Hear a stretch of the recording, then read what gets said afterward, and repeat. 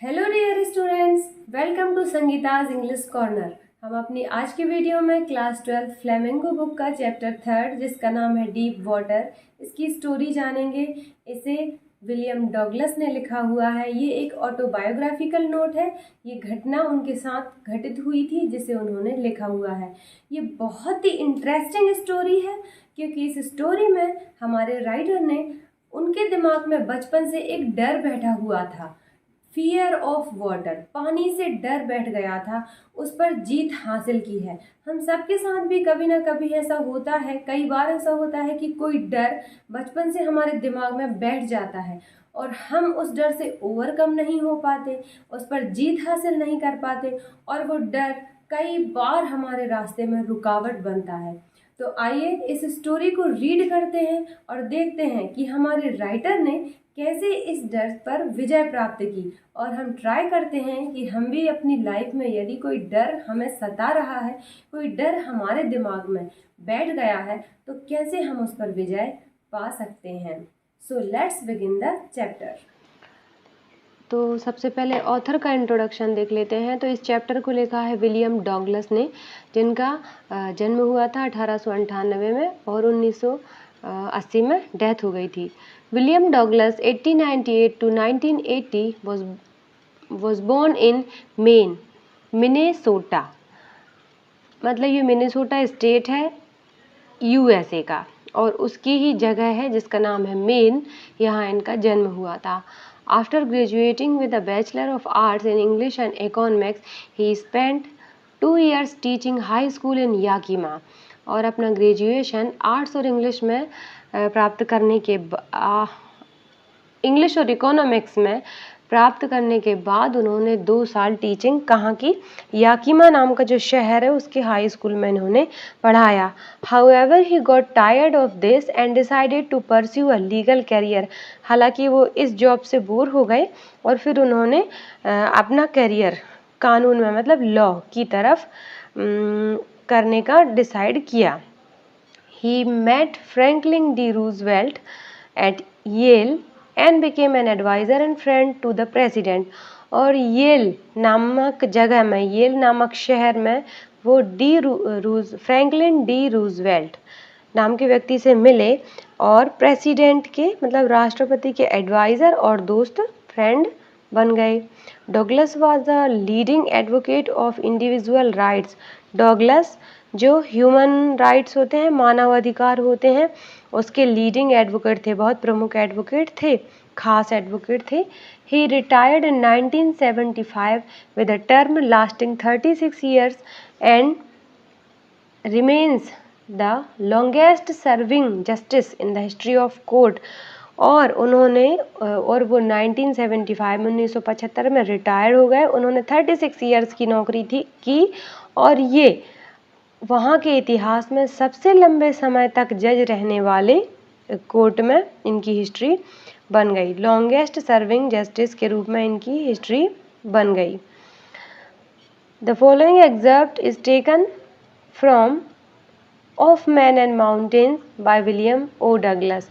और ये जो चैप्टर लिया गया है ये उनकी एक बुक है जिसका नाम है ऑफ मैन एंड माउंटेन्स, उससे लिया गया है। It reveals how as a young boy William Douglas nearly drowned in a swimming pool. इस स्टोरी में किस बारे में बताया गया है कि जब वो बहुत छोटे थे तो उन्हें एक स्विमिंग पूल में डुबो दिया गया था। तो कैसे डुबोया ये चीज़ इसमें पता चलेगी। इन दिस ऐसे he talks about his fear of water and therefore how he finally overcome it. इस चैप्टर में ये पता चलता है कि पानी से उनके मन में एक भय बैठ गया था, डर बैठ गया था। फाइनली उन्होंने अपने इस डर पे कैसे काबू पाया, इस डर पर कैसे जीत हासिल की, ये चीज़ हमें इस चैप्टर में पता चलेगी। Notice how the autobiographical part of the selection is used to support this discussion of fear। और देखो ये जो चैप्टर है ये उनके जीवन की सत्य घटना है, ऐसा उनके साथ रियल में हुआ था। तो जो घटनाएं रियल होती हैं उन्हें जब हम लिखते हैं, खुद हमारे साथ हुई है और हम ही लिखेंगे, तो उसे ऑटोबायोग्राफी कहते हैं। तो ये जो घटना है ये भी इनकी ऑटोबायोग्राफी है। तो चलिए डर से कैसे जीत हासिल की इन्होंने देखते हैं चैप्टर में। It had happened when I was 10 or 11 years old. I had decided to learn to swim. This was a pool at the YMCA in Yakima that offered exactly the opportunity. ये उस समय की बात है, ये तब हुआ था। वो बताया ना उन्होंने इंट्रोडक्शन में कि उनको डुबो दिया गया था। तो कब डुबोया गया था? ये तब की बात है जब वो 10 से 11 साल के रहे होंगे। उन्होंने तैराकी मतलब स्विमिंग सीखने का निर्णय लिया। वहाँ पे एक पुल था जिसका नाम है YMCA, इसका फुल फॉर्म है यूथ मेंस क्रिश्चियन एसोसिएशन। मतलब ये जो एसोसिएशन है इसके बहुत सारे पूल्स हैं वहाँ, बहुत सारे पूल हैं वहाँ। तो याकीमा शहर में भी इसका एक पूल है, तो उसमें सीखने का ये बहुत अच्छा पूल है, तो उसमें सीखने का इन्हें सौभाग्य मिला। The Yakima river was treacherous. अब याकीमा नाम की नदी भी है, तो वो कैसी है? वो बहुत डेंजरस है, बहुत खतरनाक है।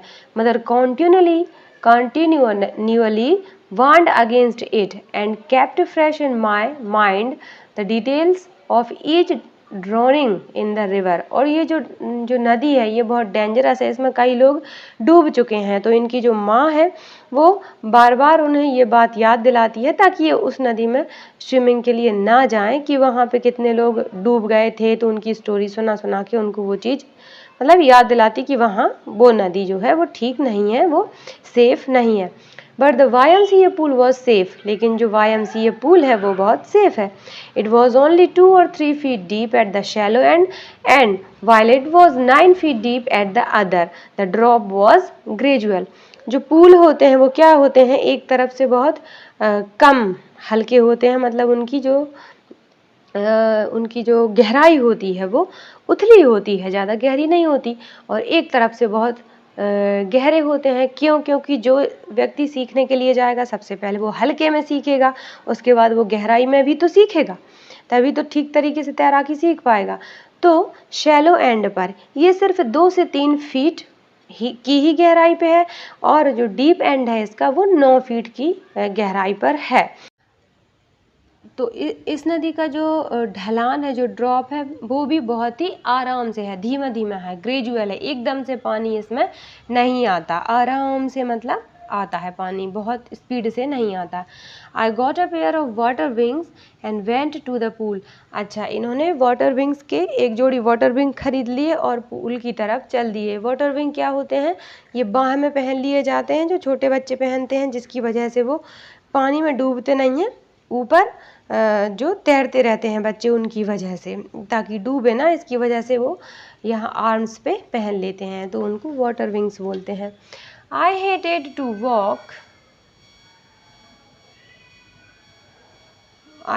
walk the naked into it and show my skinny legs, but I subdued my pride and did it.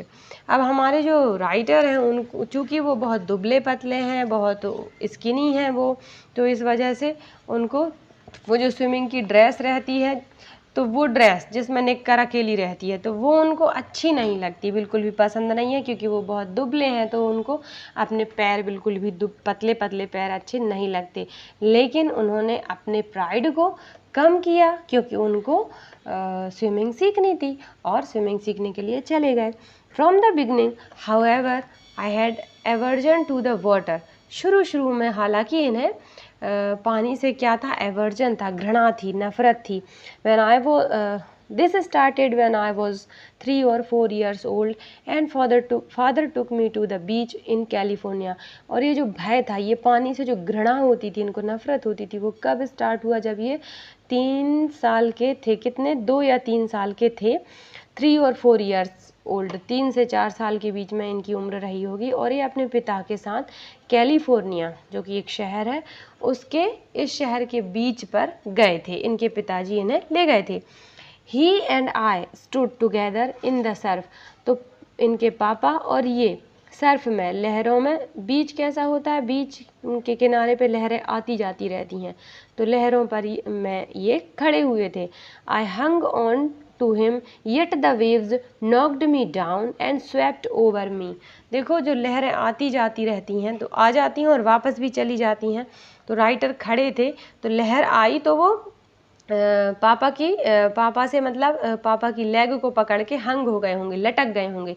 फिर भी लेकिन जो जो वेव आई, जो लहर आई, उसने ज़ोर से राइटर को नॉक किया और वो नीचे गिर गए और वो जो वेव थी वो उनके ऊपर से होकर चली गई। I was buried in water, और जो राइटर हैं वो पानी के अंदर हो गए पूरे, पानी उनके ऊपर से हो गया, मतलब डूबने जैसा उनको महसूस होने लगा। माई ब्रेथ वॉज गॉन, और उनकी सांस थोड़ी देर के लिए रुक गई, क्योंकि 3 से 4 साल की उम्र का ही तो बच्चा है, तो सांस थोड़ी देर के लिए रुक गई।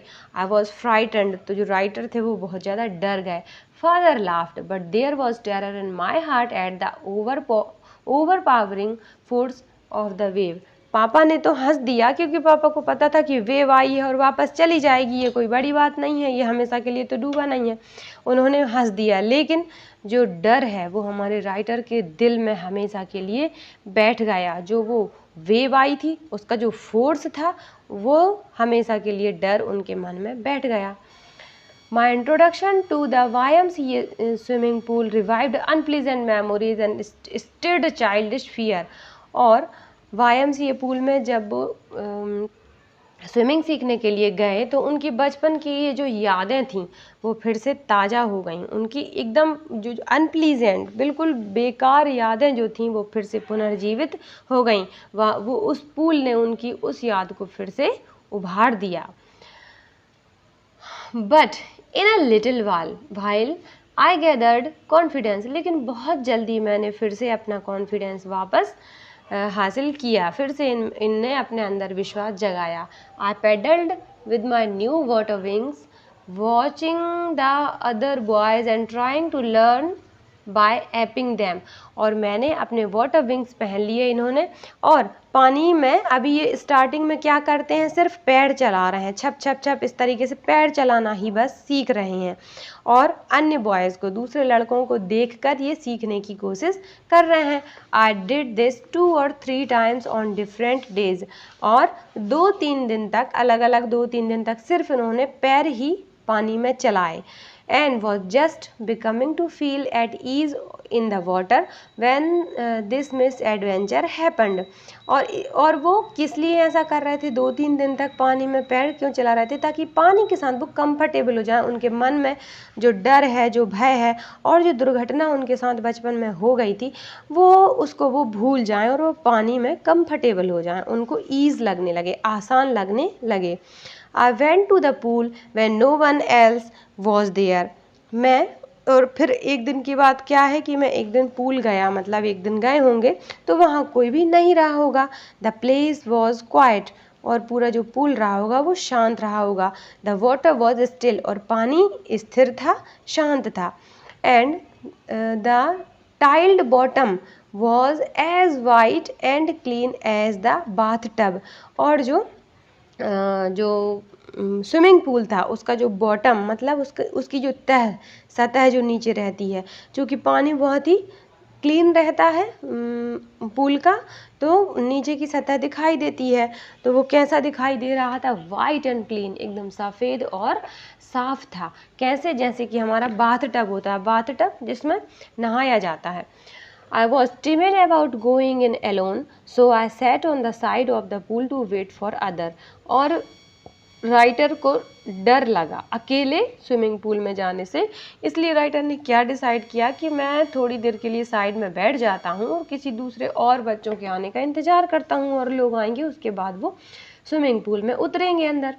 I had not been there long when in came a big bruiser of a boy probably 18 years old। अच्छा, मैं बस ये सोच ही रहा था, थोड़ा ही समय बीता था और इतने में क्या हुआ, एक लड़का आ गया। कौन लड़का आ गया, ब्रूज़र, मतलब जो बॉडी बिल्डर होते हैं, जो बॉक्सर होते हैं, उनको बोलते हैं ब्रूज़र। जो बॉक्सर होते हैं वो, उसकी उम्र कितनी थी, 18 ईयर्स ओल्ड, 18 साल का रहा होगा।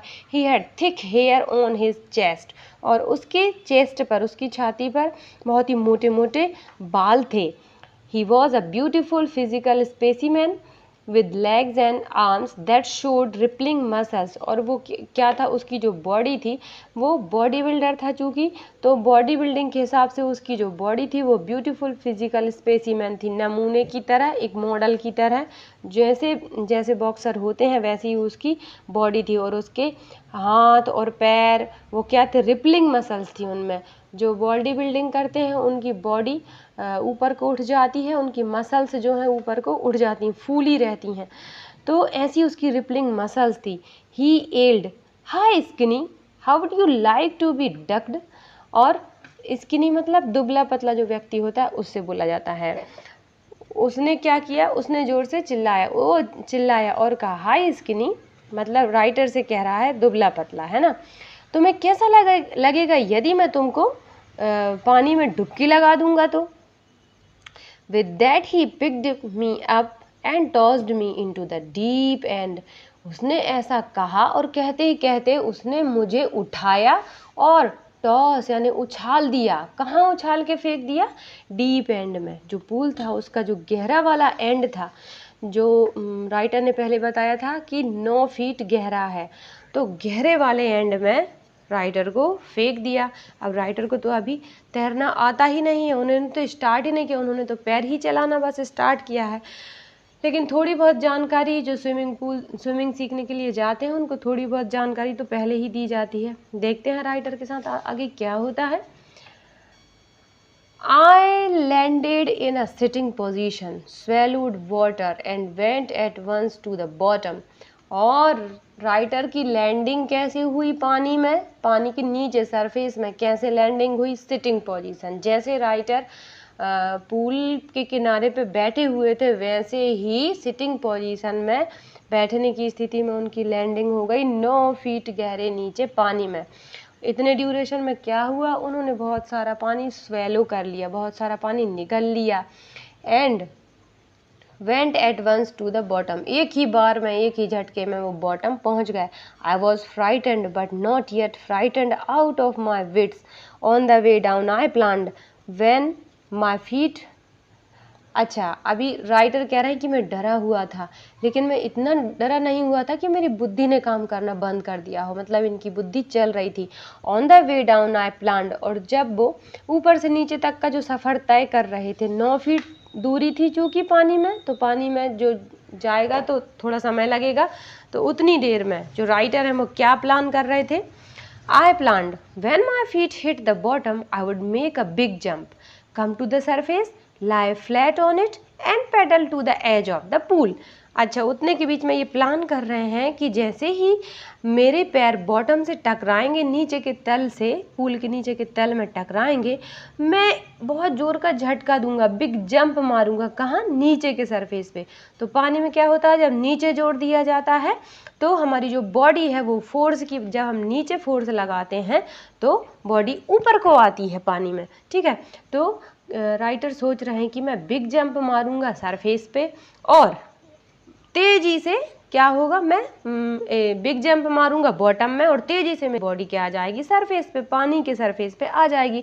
पानी के ऊपर जैसे ही मैं आऊँगा और मैं कैसा, पानी में तैरते हैं तो लेटने की पोजीशन रहती है ना, तो मैं वहाँ पानी के ऊपर लेट जाऊँगा फ्लैट में।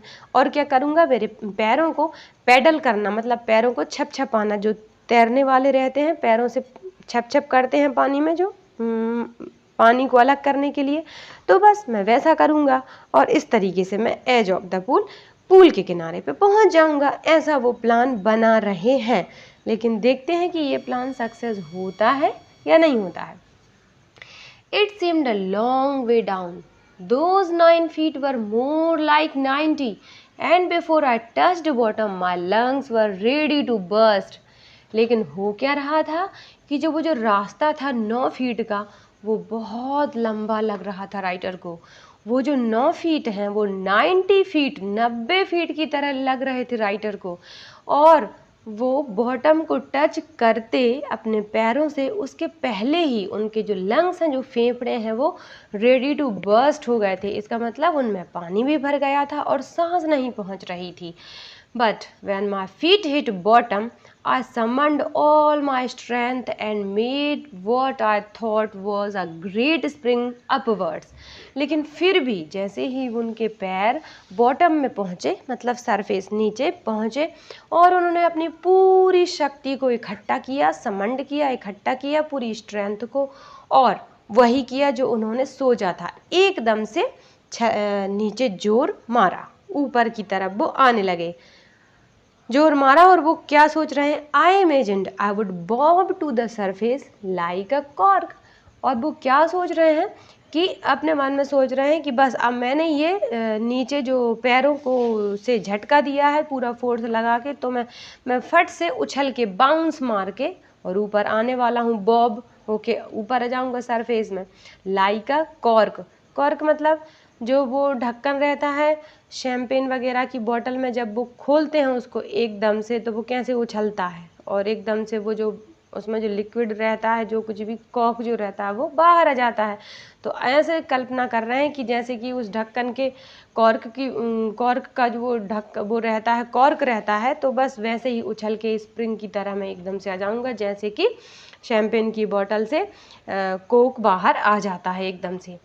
इंस्टीड आई केम अप स्लोली, लेकिन ऐसा कुछ नहीं हुआ। इसकी जगह क्या हुआ कि मैं धीरे धीरे ऊपर आ रहा था।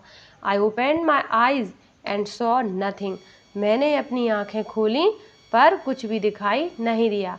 But water, water that had a dirty yellow tinge to it, सिर्फ क्या दिखाई दिया, पानी, पानी जिसका कलर कैसा था, डर्टी येलो टिंज। अब चूंकि इनकी आंखें बंद थीं और इनकी आंखों में पानी भरा हुआ था, तो इन्हें वो कलर कैसा, हल्का हल्का येलो कलर पानी का दिखाई दे रहा है।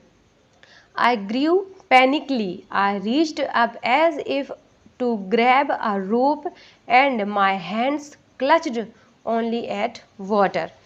और अब जो राइटर हैं वो कैसे अंदर से हड़बड़ा रहे हैं, ग्रीव पैनिकली, पैनिक हो रहे हैं, उनको दर्द हो रहा है, दर्द की वजह से वो हड़बड़ा रहे हैं।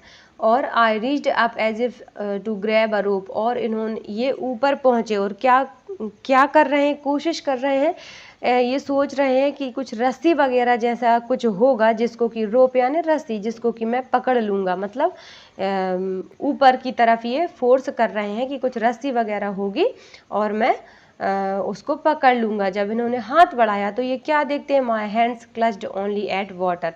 जब ये पकड़ते हैं, इनको रस्सी जैसी दिखाई दे रही होगी पानी में, तो जब ये पकड़ते हैं तो क्या पता चलता है कि नहीं, वहाँ कोई रस्सी वगैरह नहीं है, सिर्फ ये किस चीज़ को पकड़ते हैं, वाटर को, पानी को। आई वॉज सफोकेटिंग, और अब ये क्या हो रहा था इनको, वो सफोकेट हो रहे थे, मतलब घुटन होना, सांस नहीं मिल पाती तो घुटन होने लगती है, तो उसको सफोकेटिंग बोलते। I tried to yell but no sound came out, मैं चिल्लाने की कोशिश कर रहा था पर कोई भी साउंड बाहर नहीं आ रहा था, मेरी आवाज़ बाहर नहीं आ रही थी। Then my eyes and nose came out of water but not my mouth, और अब ये सरफेस तक तो आ गए हैं, इनकी आँखें और जो नाक है वहाँ तक ये ऊपर आ गए हैं, लेकिन इनका मुंह अभी भी पानी में डूबा है, मतलब थोड़े ही ऊपर ये आए हैं, पूरी तरीके से नहीं आए। I flailed at the surface of the water, swallowed and choked, और क्या हुआ, हाथों को हिलाना, अब आपने हाथों को हिलाना, फ्लेटेड होता है, सरफेस पे, पानी के सरफेस पे ऊपर ये अपने हाथों को हिलाने लगे। स्वेलोड एंड चोक्ड, लेकिन हुआ क्या कि जो पानी है वो ये बार बार निगल रहे थे, सांस ठीक से ले नहीं पा रहे थे, जिसकी वजह से इनका जो गला है वो चोक हो रहा था। I try to bring my legs up but they hung as dead weight, paralysed and rigid, मैं अपने पैरों को ऊपर उठाने की कोशिश कर रहा था, लेकिन वो कैसे लग रहे थे, जैसे कि लटक गए हों, डेड हो गए हों, और डेड व्यक्ति के पैर में जैसे भार वजन आ जाता है वैसे हो गए थे। और कैसे लग रहे थे, पैरालाइज्ड, लकवा लग जाता है किसी को तो उसका वो अंग काम करना बंद कर देता है, पैरालाइज्ड हो गए थे और कड़क हो गए थे, कठोर हो गए थे। A great force was pulling me under, और एक कोई कैसा महसूस कर रहे थे राइटर की, जैसे कोई बड़ी बहुत ज़्यादा ताकत, बहुत शक्ति इनको नीचे की तरफ पुल कर रही है, नीचे की तरफ खींच रही है। I screamed but only the water heard me, मैं चिल्लाया लेकिन केवल पानी ही मुझे सुन पा रहा था। I had started on the long journey back to the bottom, और वापस फिर से मैं उसी जर्नी को तय करने लगा जो कि अभी थोड़ी देर पहले वो गिरे थे, तो ऊपर से नीचे 9 फीट तक वो पहुंच गए थे और बस वापस फिर से वो नीचे की तरफ जाने लगे। I struck at the water, As I went down, expending my strength as one in the nightmare fights in the irresistible force. और राइटर क्या कर रहे हैं कि अपनी पूरी भर ताकत लगाने की कोशिश कर रहे हैं और अपनी अपनी जो ताकत है उसको मतलब पूरी क्या कर रहे हैं, पानी में लगाने की कोशिश कर रहे हैं, लेकिन वो ऐसा कर नहीं रहे, वो बस ऐसा सोच रहे हैं, क्योंकि उनके हाथ पैर काम नहीं कर रहे हैं। वो सोच रहे हैं कि मैं खूब ताकत लगाऊं और मैं ऊपर की तरफ आ जाऊं, और मैं लगा रहा हूं और आ रहा हूं, लेकिन ऐसा हो नहीं रहा। तो इसकी तुलना किस चीज़ से कर रहे हैं कि जैसे किसी व्यक्ति को जब कोई डरावना सपना आता है तो वो सपने में जो भी उसका डर रहता है या जो कुछ भी वो देख रहा है कि किसी से वो लड़ रहा है, तो उससे वो लड़ता तो है लेकिन रियल में नहीं लड़ता, केवल वो सपने में लड़ता है, उसके हाथ पैर तो स्थिर ही रहते हैं। तो राइटर क्या कह रहे हैं, बिल्कुल मेरे साथ भी ऐसा ही हो रहा था, जैसे कि कोई व्यक्ति सपने में अपने दुश्मन से, अपने नाइटमेयर से, बुरे सपने से लड़ता है और बहुत फोर्स लगाता है, लेकिन वो फोर्स किसी काम का नहीं रहता, वो लगता नहीं है वो फोर्स, खाली वो ऐसे विचारों में लगाता है, उसका शरीर नहीं लगाता वो फोर्स। तो वैसा ही राइटर के साथ हो रहा है। राइटर सोच रहे हैं कि मैं बहुत स्ट्रेंथ लगा रहा हूँ पूरा, लेकिन उनकी जो स्ट्रेंथ है वो बेकार रही, कुछ भी लग नहीं रही। आई वॉज गेटिंग डिजी, और मैं कैसा हो रहा था, डिजी हो रहा था, बेहोश हो रहा था। But I remembered the strategy, I would spring from the bottom of the pool and came like a cork to the surface. लेकिन मुझे वो रणनीति याद थी, मतलब इनको ये नियम पता है कि जब यदि पानी में नीचे डूबते हैं तो नीचे फोर्स लगाया जाता है, जिसकी वजह से सरफेस पे इंसान आ जाता है। तो इनको वो चीज़ पता है, तो फिर वो यही चीज़ याद करने लगे कि मुझे वो चीज़ याद है, वो रणनीति याद है, वो प्लान याद है कि मुझे क्या करना है, कि बॉटम में मैं बहुत तेज़ी से फोर्स लगाऊंगा, जिसकी वजह से स्प्रिंग की तरह उछल के ऊपर आ जाऊंगा, कॉर्क की तरह। I'd lie flat on the water, strike out with my arms and thrash with my legs. Then I would get to the edge of the pool and be safe. अब बस यही वो कर रहे हैं कि मैं यही करूँगा कि नीचे मैं फोर्स लगाऊंगा, हिट करूँगा, नीचे पैरों को हिट करूँगा, और जिसकी वजह से मैं वाटर के सरफेस में आ जाऊँगा और अपने आर्म्स की हेल्प से मैं पानी के एज तक, किनारे तक पहुंच जाऊंगा, मतलब मैं ऊपर आ जाऊंगा, उन्हें पूरा विश्वास है और मैं सुरक्षित रहूंगा। I went down endlessly. I opened my eyes, nothing but water with a yellow glow, dark water that one could not see through. लेकिन हो क्या रहा है एक्चुअली में, कल्पना तो वो बहुत अच्छी कर रहे हैं कि मैं ऐसा करूँगा, वो नीचे पहुँचते जा रहे हैं और ऐसा लग रहा है कि उनकी ये यात्रा कैसी है, एंडलेसली है, ख़त्म ही नहीं हो रही है, नीचे वो सरफेस में पहुँच ही नहीं पा रहे हैं। उनको पूरे में क्या दिखाई दे रहा है, हल्का येलो रंग का बस वाटर ही दिखाई दे रहा है और कुछ भी नहीं दिखाई दे रहा है, कुछ भी वो नहीं देख पा रहे हैं। And then sheer stark terror seized me, terror that knows no understanding, terror that knows no control, terror that no one can understand who has not experienced it. I was striking underwater. I was paralyzed underwater, stiff, rigid with fear. Even the screams in my throat were frozen. Only my heart and the pounding in my head said that I was still alive. लेकिन क्या हो रहा है, वास्तव में क्या हो रहा है कि उनको बहुत ज़्यादा, बहुत शीर और स्टार्क, बहुत अधिक डर जो है उनको जकड़ रहा है, बहुत ज़्यादा स्टार्क जो डर है वो उनको सीज कर रहा है, जकड़ रहा है। और एरर जो कुछ नहीं जानता, जो कि जिस पर कोई कंट्रोल ही नहीं है, और ऐसा भय, ऐसा डर जिसे कोई नहीं समझ सकता जिसने कि वो एक्सपीरियंस ना किया हो, जैसा कि राइटर के साथ अभी हो रहा था। बिना ही सीखे पानी के अंदर डूब रहे थे वो, जबकि उन्हें पानी से डर था। तो कोई नहीं समझ सकता जिसने खुद ने एक्सपीरियंस ना किया हो। I was striking under water, और पानी के अंदर वो चिल्ला रहे थे। अब और क्या, I was paralysed under water, पानी के अंदर पैरालाइज्ड हो रहे थे और डर के कारण वो अकड़ रहे थे, उनका शरीर कठोर हो रहा था, कड़ा हो रहा था डर के कारण। और even the screams in my throat were frozen, जो वो चिल्लाने की कोशिश कर रहे थे तो ऐसा लग रहा था कि उनका जो गला है वो जम गया है, फ्रोजन हो गया है, बर्फ की तरह जम गया है। ओनली माई हार्ट, केवल उनका जो दिल है वो धक धक धक कर रहा था, उसकी आवाज़ आ रही थी।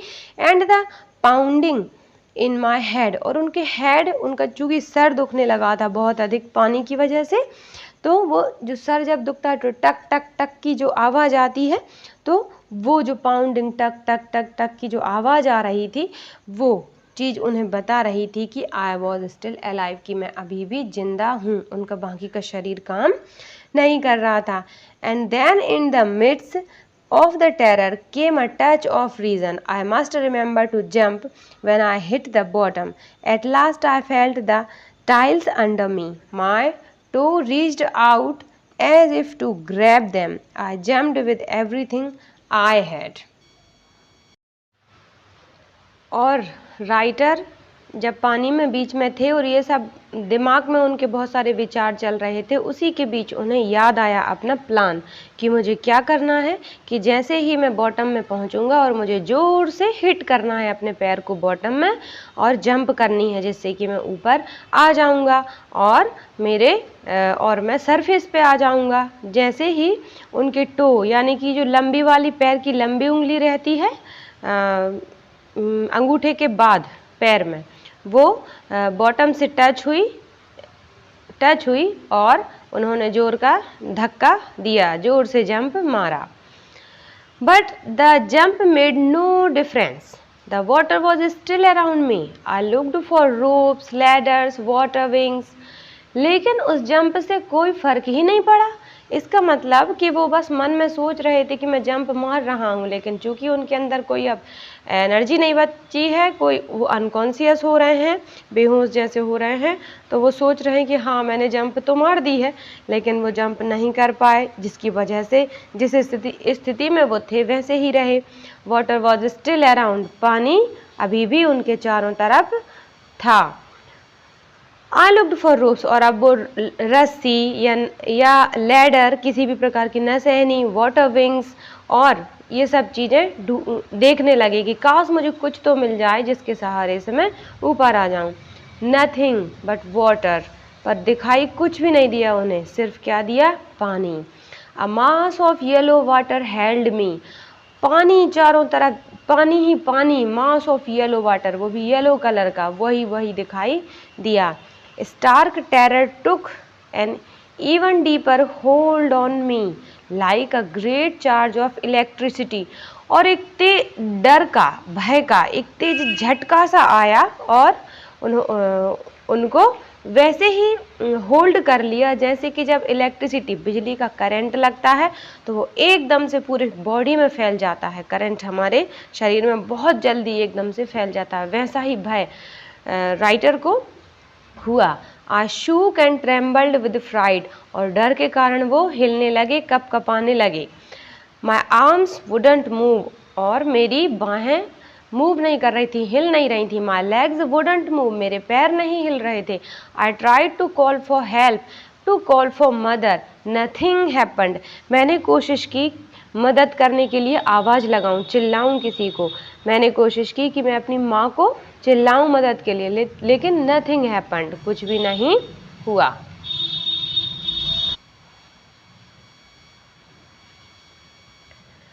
And then, strangely, there was light. I was coming out of the awful yellow river. At least my eyes were. My nose was almost out too. और फिर उसके बाद क्या हुआ, अचानक से बड़ा ही आश्चर्य हुआ मुझे। देयर वॉज लाइट, राइटर को कुछ लाइट दिखाई दिया, प्रकाश दिखाई दिया। I was coming out of the awful yellow water, मैं उस गंदे पीले पानी से बाहर आ रहा था। कम से कम मेरी आंखें तो आ रही थी, मेरी कम से कम नाक तो बाहर आ रही थी। Then I started down a third time, लेकिन इतना हुआ और राइटर क्या देखते हैं, इसी के जस्ट बाद वो तीसरी बार नीचे जाने लगे, नीचे की तरफ जाने लगे।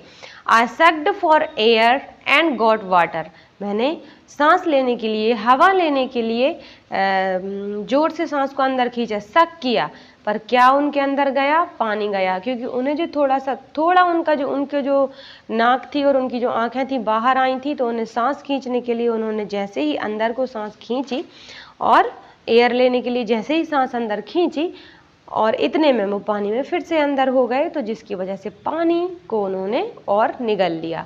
The yellowish light was going out, और वो येलो लाइट जा रही थी। देन ऑल एफर्ट्स सीज्ड, और मेरे जितने भी प्रयास थे वो सब बेकार हो गए थे, वो सब किसी मतलब के नहीं थे। आई रिलैक्स्ड, अब मैं रिलैक्स हो गया था। Even my legs felt limp, यहाँ तक कि मेरे जो लेग्स हैं, मेरे जो पैर हैं, वो भी बेजान हो गए थे। And a blackness swept over my brain, और मेरे दिमाग पर एक काली माँ सी छा गई थी।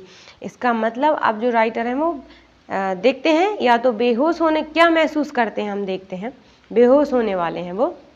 इट वाइप्ड आउट फियर, और उस काली माँ की वजह से अब मतलब वो अनकॉन्शियस हो रहे हैं, बेहोश हो रहे हैं।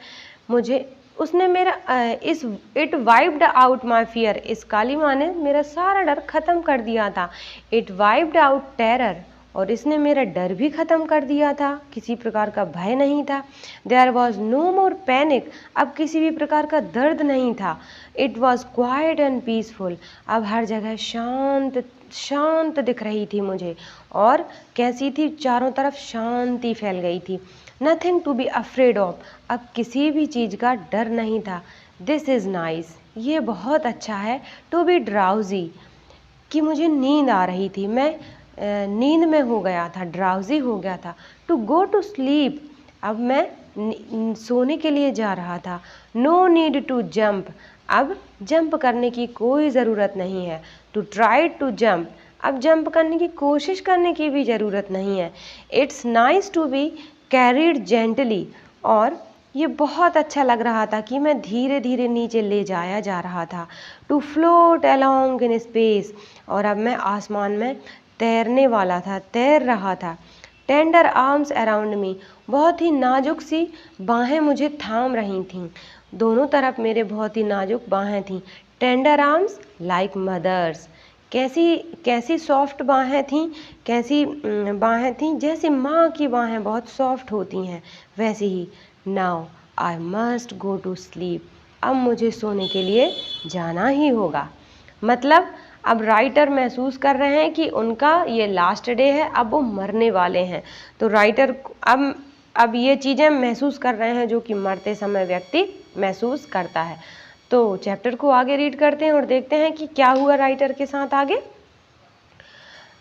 आई crossed to oblivion and the curtain of life fell, और अब जो भय का और मतलब जो कुछ भी जो हमें याद रहता है, मरते समय फिर सब कुछ भूलने लगते हैं, मरने के बाद तो कुछ भी याद नहीं रहता। अब जो राइटर हैं वो कह रहे हैं कि मैं सब कुछ भूल गया था, मुझे सब कुछ विस्मरण हो, सब भूल रहा था, मैं भूल चुका था, ओब्लिवियन की लिमिट क्रॉस कर गया था।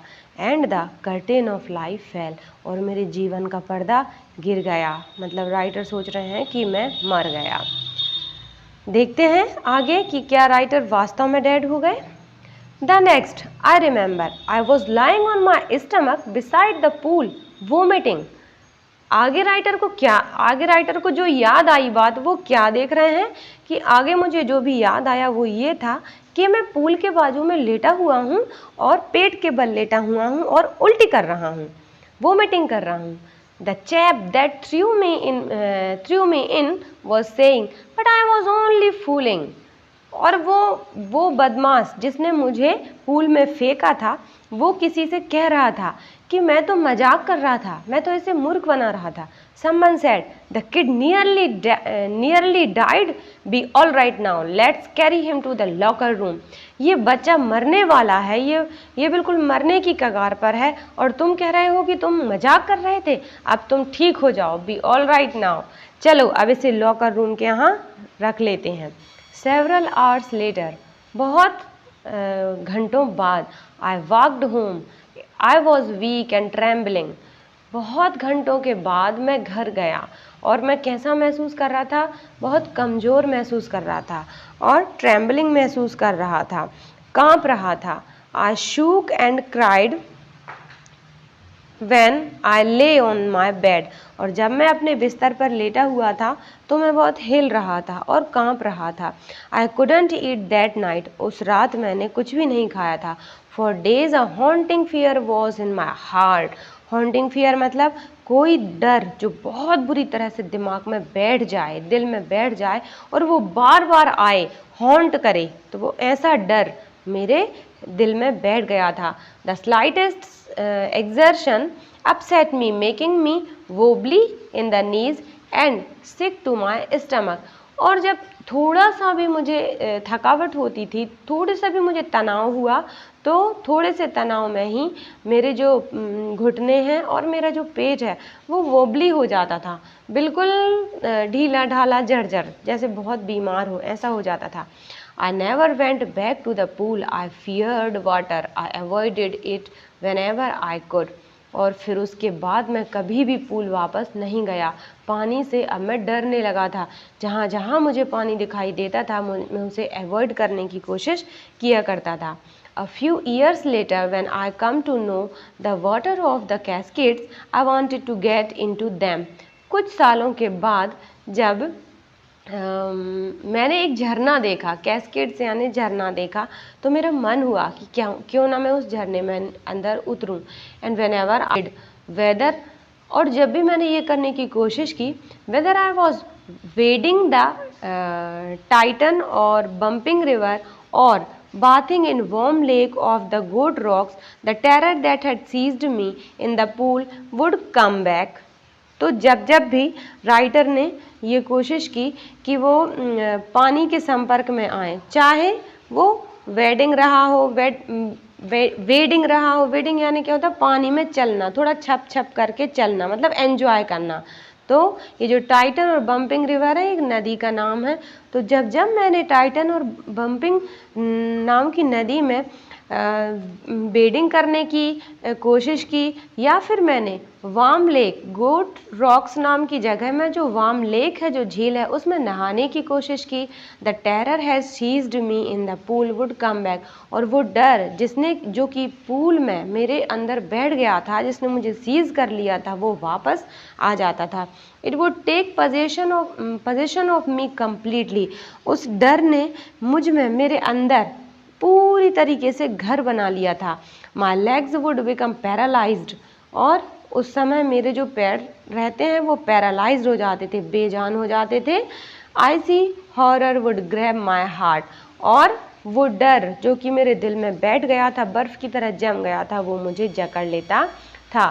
This handicapped stayed with me as the years rolled by, सालों साल इस डर ने मुझे हैंडीकैप्ड, अपाहिज बना दिया था।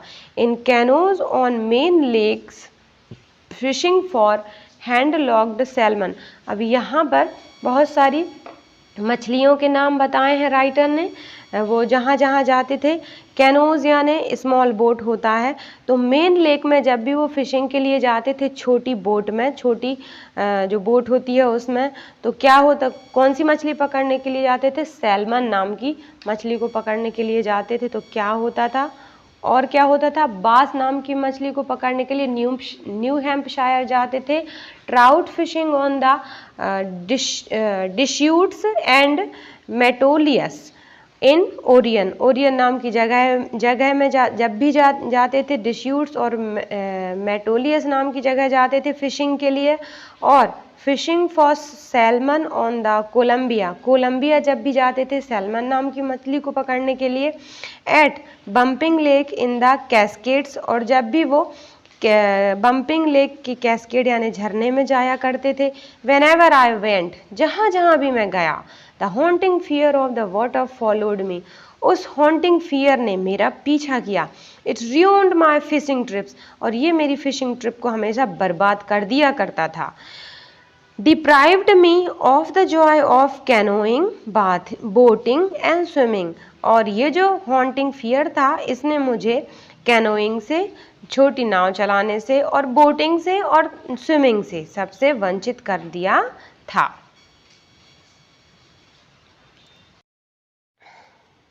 I used every way I knew to overcome this fear, but it held me firmly in its grips.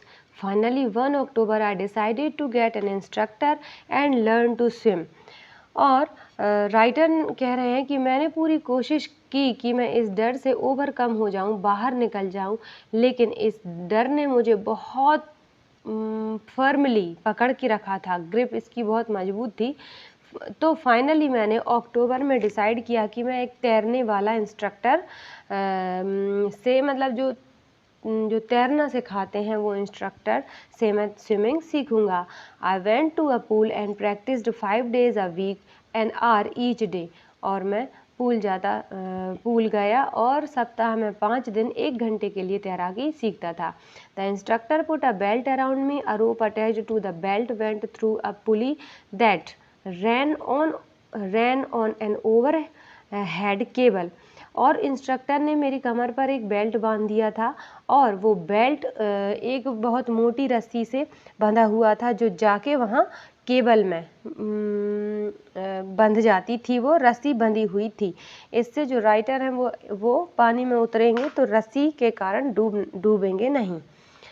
He held on to the end of the rope and we went back and forth across to the pool, hour after hour, day after day, week after week।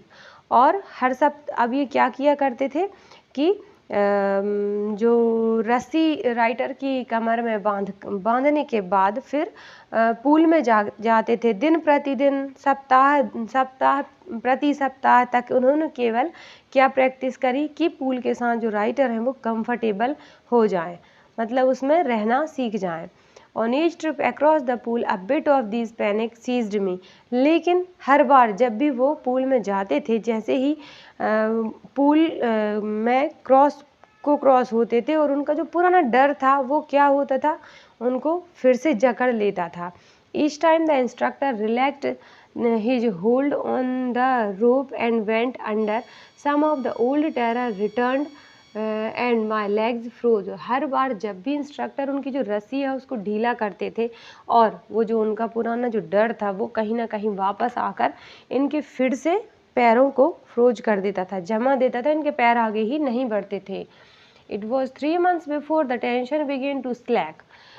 3 महीने लग गए इनको सिर्फ इस डर को कम करने में कि अंदर जाने से राइटर को कुछ डर कम हुआ। Then he taught me to put my face under water and exhale and to raise my nose and inhale। उसके बाद जब इनका डर थोड़ा कम होने लगा तो जो इंस्ट्रक्टर हैं उन्होंने क्या सिखाया कि पानी में जब सिर को अंदर किया जाता है तो सांस को छोड़ा जाता है और ऊपर जब सिर उठाया जाता है तो सांस तो इनहेल किया जाता है, सांस भरी जाती है, सांस ली जाती है। I repeated the exercise hundreds of time. और कई 100 दफ़ा इन्होंने इस एक्सरसाइज की प्रैक्टिस की। Bit by bit I shed part of the panic that seized me when my head went under water. और धीरे धीरे करके जो इनका डर था वो बहुत ही कम, बिट बाय बिट कम हुआ। हालांकि अभी इनको डर था, अभी इनका जो डर था वो सीज्ड था, अभी बैठा हुआ था, लेकिन सिर्फ थोड़ा सा बिट ही वो कम होता था कि सर जब ये अंदर डालते थे तो वो धीरे धीरे करके कम हो रहा था।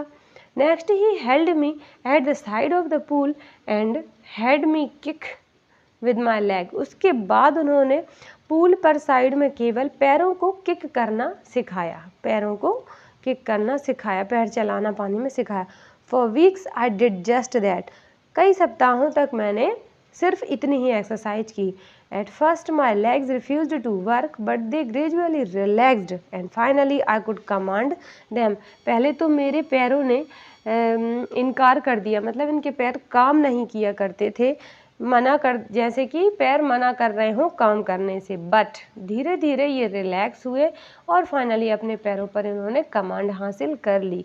दस piece by piece he built a swimmer and when he had perfected each piece he put them together into an integrated whole. In April he said, now you can swim, dive off and swim the length of the pool, crawl, stroke। और धीरे धीरे piece by piece एक एक करके जो instructor थे उन्होंने एक एक करके इन्हें स्विमिंग के पार्ट्स में सिखाई थी स्विमिंग, और फिर फाइनली उन सब पार्ट्स को जोड़कर इन्हें परफेक्ट स्विमर बनाने की जो ट्रेनिंग होती है वो दे दी। और फिर उन्होंने क्या कहा, अप्रैल में, इन्होंने अक्टूबर से स्टार्ट किया था ट्रेनिंग लेना, और अप्रैल में इनके इंस्ट्रक्टर ने बोल दिया कि अब तुम तैर सकते हो, कूदो, और जो पूल है उसको मतलब पूरे में इनको तैरना था। और कौन सा स्ट्रोक लगाने का बोला, क्रॉल स्ट्रोक में तैरने का बोला। ये तैराकी के कई प्रकार के स्ट्रोक होते हैं, कई प्रकार होते हैं, तो क्रॉल स्ट्रोक बोला इंस्ट्रक्टर ने। I did, the instructor was finished, मैंने वो स्ट्रोक करके दिखा दिया, और पूरे पूल से मतलब ये वापस पूरे पूल को क्रॉस कर दिया राइटर ने।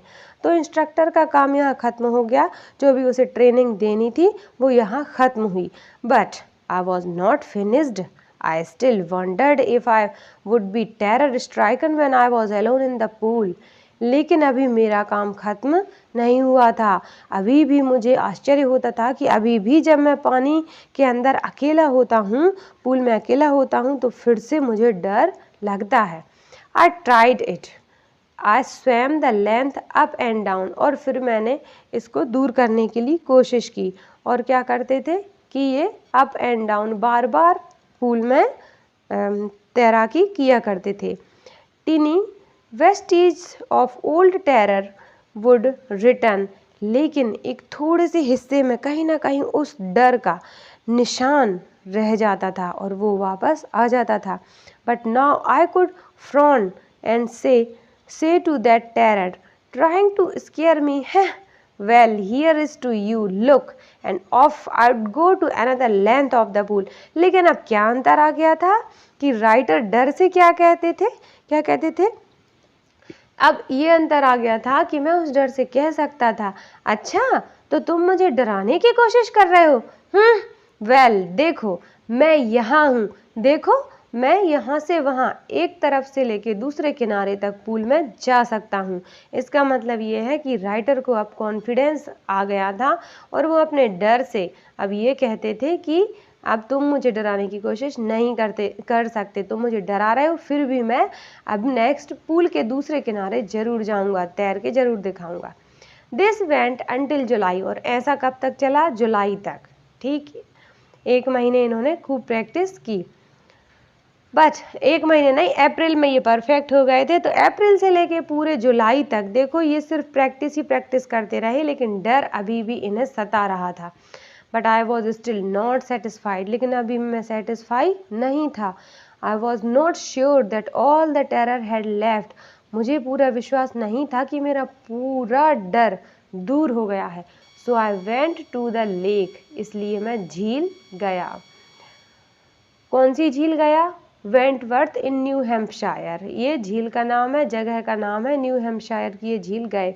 Dived off a dock at Triggs Island, और यहाँ पे देखो अलग अलग आइलैंड गए हैं, अलग अलग जगहों के नाम बताए हैं, वहाँ भी इन्होंने तैराकी की प्रैक्टिस की और अलग अलग ये स्ट्रोक लगा रहे हैं। और कहाँ गए, and swam 2 miles across the lake to Stamp Act Island, Stamp Act Island भी जाकर इन्होंने 2 मील की जो दूरी है लेक में वो तय की, 2 मील तक इन्होंने तैरा। आई swum the crawl, breast stroke, side stroke and back stroke, और यहाँ पर जो तैराकी के अलग अलग स्ट्रोक हैं, अलग अलग प्रकार हैं, वो यहाँ बताए हैं कि कौन कौन से स्ट्रोक हमारे राइटर ने वहाँ पे ट्राई किए हैं। तो ये सारे स्ट्रोक राइटर ने ट्राई किए हैं, crawl stroke, breast stroke, side stroke, ये सब वहाँ पर जाके झील में ट्राई किए। Only once did the terror return, केवल एक बार मेरा जो डर था वो वापस आया। कब आया, when I was in the middle of the lake, I put my face under and saw nothing but bottomless water. कब आया वो डर इनका वापस, जब ये लेक के झील के बीचों बीच थे और इन्होंने अपना सर पानी में अंदर डाला, और जब अंदर डाला तो चारों तरफ इन्हें पानी ही पानी दिखाई दिया और उसका लेक का जो बॉटम है, जो तला है, वो भी इन्हें दिखाई नहीं दे रहा था। The old sensation returned in miniature, और थोड़े समय के लिए, बहुत कम समय के लिए, इनका जो पुराना डर था, वो पुरानी जो संवेदना थी, वो सनसनी जो डर से होती थी, वो वापस आई। आई लाफ्ड एंड सेड, लेकिन मैं हंसा और मैंने कहा, well Mister Terror, what do you think you can do to me? It fled and I swam on. और मैंने क्या कहा डर से? मैं हंसा और डर से कहा, अच्छा मिस्टर टेरर, तो तुम हो Mister Terror, what do you think you can do to me? तो तुम क्या सोचते हो, तुम मेरे लिए क्या कर सकते हो? ऐसा क्वेश्चन डर से हमारे राइटर ने किया। और फिर क्या हुआ? डर फ्लैड हो गया, डर उड़ गया, भाग गया, और जो राइटर हैं वो तैरने लगे और आगे तैरते रहे। Yet I had residual doubts, अभी भी हमारे राइटर को थोड़ा सा डाउट शेष रह गया था।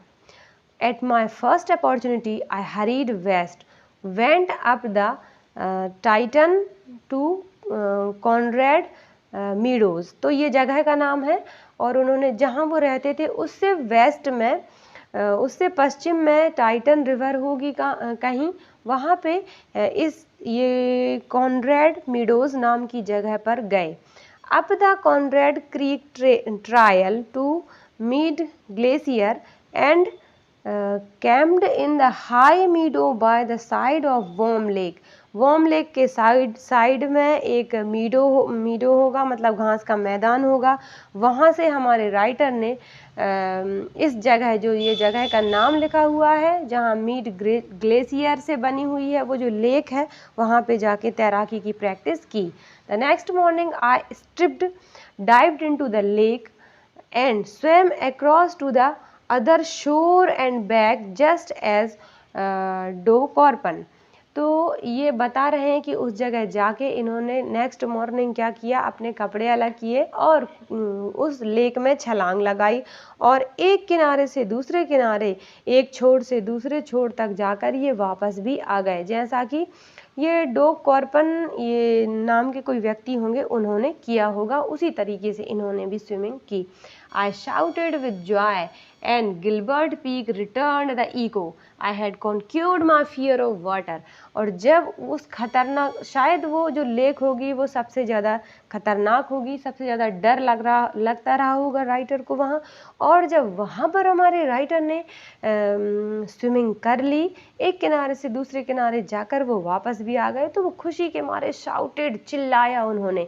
तो जब उन्होंने चिल्लाया तो वहाँ पर गिलबर्ट पीक नाम की ये जो जगह है, यहाँ पे जो साउंड है वो इको होता है, पत्थरों से रिटर्न आता है। तो यहाँ पर राइटर ने चिल्लाया, I had conquered my fear of water, मैंने अपने पानी के डर पर विजय पाली, विजय पाली। तो वो जो साउंड है वो इको होता होगा, जो हम बोलते हैं वो बार बार गूंजता है ना। तो इनकी ये बात है कि मैंने पानी पर विजय पाली, विजय पाली, तो वो इको हो रहा होगा। राइटर हमारे बहुत हैप्पी हैं अब। The experience had a deep meaning for me, as only those who have known stark terror and conquered it can appreciate। और ये जो एक्सपीरियंस था, ये जो मेरा अनुभव था, ये मेरे लिए बहुत महत्वपूर्ण है। क्यों है? क्योंकि केवल वही, ये मेरे लिए बहुत महत्वपूर्ण है, और इसको केवल वही व्यक्ति समझ सकते हैं जिन्हें कभी मेरे जैसा तेज डर किसी भी चीज़ से रहा होगा और उन्होंने इस पर कभी जीत हासिल की होगी। केवल वही मेरे इस अनुभव की तारीफ कर सकते हैं। In death there is peace, there is terror only in the fear of death. तो देखो यहाँ पे बोल रहे हैं कि राइटर हमें ये बता रहे हैं कि डर मौत में नहीं होता है। डर तो कब होता है? जब हम मौत के बारे में सोचते हैं। डेथ, मरने के बाद कैसा डर रहेगा? मरने के बाद तो सब कुछ खत्म ही हो जाएगा, हमको तो हमारी सारी फीलिंग्स ख़त्म हो जाएंगी। तो हम लोग तभी तक मौत से डरते हैं जब तक कि हम उसके बारे में सोचते हैं कि अरे ऐसा करेंगे तो हम मर जाएंगे, ऐसा करेंगे तो हम मर जाएंगे। लेकिन जब वास्तव में कोई इंसान मरता है तो उसे थोड़ी ना डर लगता है, क्योंकि उसकी तो सारी फीलिंग्स ही ख़त्म हो जाएंगी। तो मृत्यु होने के बाद कोई डर ही नहीं रहता है। तो डर केवल उसे सोचने में है। किसी भी काम को जब हम सोचते हैं तो डर उस सोच में रहता है, ना कि उस काम में। As Roosevelt knew when he said, Roosevelt कौन है? फॉर्मर प्रेसिडेंट हैं यूएसए के, यूनाइटेड स्टेट ऑफ अमेरिका के भूतपूर्व प्रेसिडेंट हैं। तो उन्होंने कौन सी बात कही है? All we have to fear is fear itself. हमें जिस चीज़ से डर लगता है ना, वो केवल डर है, वो काम नहीं है। मतलब हमें सिर्फ एक ही चीज़ से डर लगता है, और वो चीज़ क्या है? वो है डर। इसका मतलब क्या हुआ कि हम केवल सोचते हैं, हम केवल अपने ही डर से डर जाते हैं। वो जो काम है, उस काम में कोई डर नहीं छुपा हुआ है, डर केवल छुपा हुआ हमारे अंदर। जो हम सोचते हैं ना कि इस काम से हमें डर लग रहा है, तो डर हमें केवल अपने ही डर से लगता है, जिसके बारे में हम सोच रहे होते हैं। Because I had experienced both the sensation of dying and the terror that fear of it can produce. The will to live somehow grew in intensity. क्योंकि हमारे राइटर कह रहे हैं, मुझे ये इस चीज़ का बहुत अच्छे से एक्सपीरियंस इसलिए है क्योंकि मैंने दोनों ही चीज़ों का अनुभव किया है। किसका? मौत का भी अनुभव किया है। जब वो मरने वाले थे पूल में, जब वो बोलते हैं कि अब मुझे कोई दर्द नहीं है, अब मुझे एक बहुत ही टेंडर हैंड्स ने पकड़ लिए हैं, बहुत ही मैं शांत महसूस कर रहा हूँ, अब मुझे आसमान में उड़ना है, अब कोई इसी प्रकार का दर्द नहीं है। तो उस समय राइटर यही अनुभव कर रहे थे कि अब बस मैं मरने वाला हूँ। तो ये जो डर है, ये जो मौत का डर है, उसे फेस करके आए थे। तो राइटर कह रहे हैं कि डर पर जीत पाने के लिए उससे हमें निकलना बहुत ज़रूरी है, और कहीं ना कहीं जब तक जीने की हम में इंटेंसिटी नहीं होगी, तब तक ये डर भी हमारा ख़त्म नहीं होगा। जीने की इंटेंसिटी होगी तभी मौत का डर भी ख़त्म हो सकता है।